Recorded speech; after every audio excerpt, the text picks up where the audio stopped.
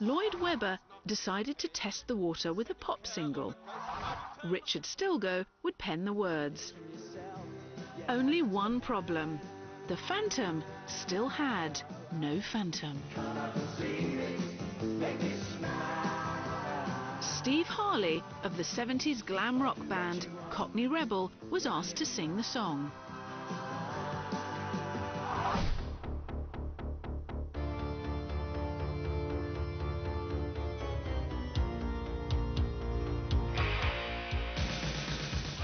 I heard it and liked it, and I'd never done a duet. I knew Sarah could sing with an angelic soprano. I was quite happy to give it a crack, as it were.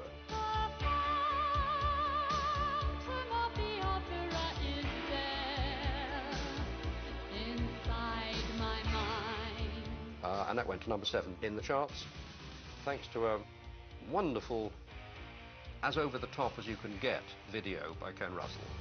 Sing once again with me, our strange duet. My power over you. The relationship really you're seeing on screen is the same as Hannibal Lecter and Agent Starling, only set to music. That's a terrible thought.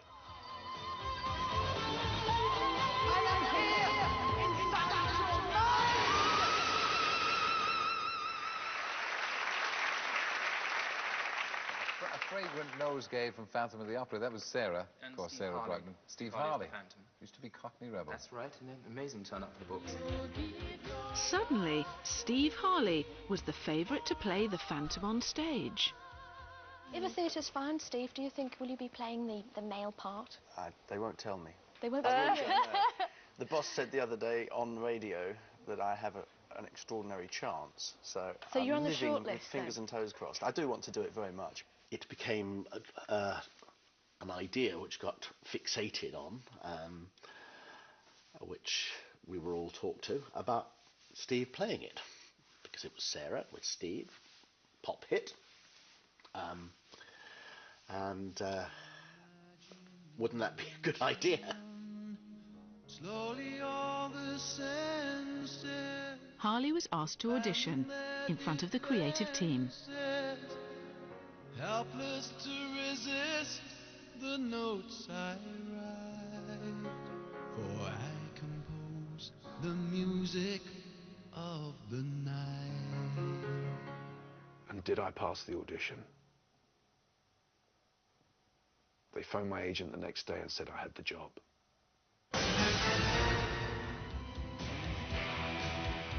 Finally, they had their Phantom. But then another problem reared its head. The writer had writer's block. Richard's instinct is to be funny, and he is very funny.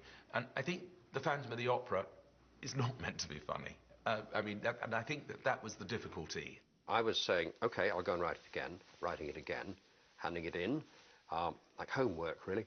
And somebody said, no, that's not what we want. And I, at that point, really didn't know how to make it better. Then Mackintosh remembered a young, unemployed lyricist called Charles Hart that he'd met at an awards ceremony the year before. So I told Andrew about Charles, and I said, I think this guy's really good. And Andrew said, well, look, why don't I give you one of the tunes? You give it to him, but don't tell him I wrote it, and let's see what happens.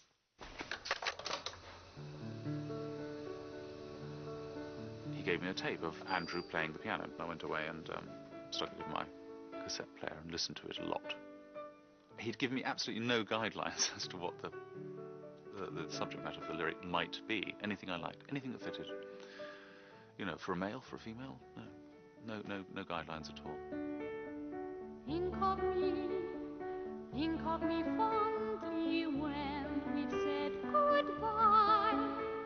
Remember me once in a while. Please promise me you'll try. And he wrote Think of Me, and we went, thanks very much, that's very good. To take your heart back and be free. Andrew called me that night and was very lavish with his praise and said, we must work together. And I said, that'd be lovely sometime. I said, I imagine you're quite busy with the Phantom at the moment. And there was a sort of slightly peculiar pause, and he said, well, actually, it's about the Phantom. Well, what are you doing tomorrow at 3? And as it happened, I was unemployed. I was free all week. I was free for the rest of my life. So 3 o'clock the next day was okay. My only commitment at the time was signing on, which was on a Monday at 9. Now it was Stilgoe's turn to be given the elbow. Once again, Mackintosh was the hatchet man. By this time I was becoming a dab hand at doing what Verdi and Puccini always did, which is sort of take a bit from here and a bit from there, and you to get a great libretto, you leave no stone and usually no head unturned.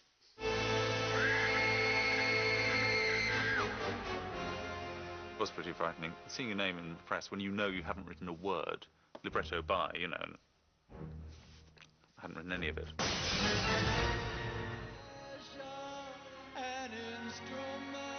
By May, Steve Harley had been working on the role for 5 months. He'd recorded Music of the Night with the orchestra, but Lloyd Webber had yet to publish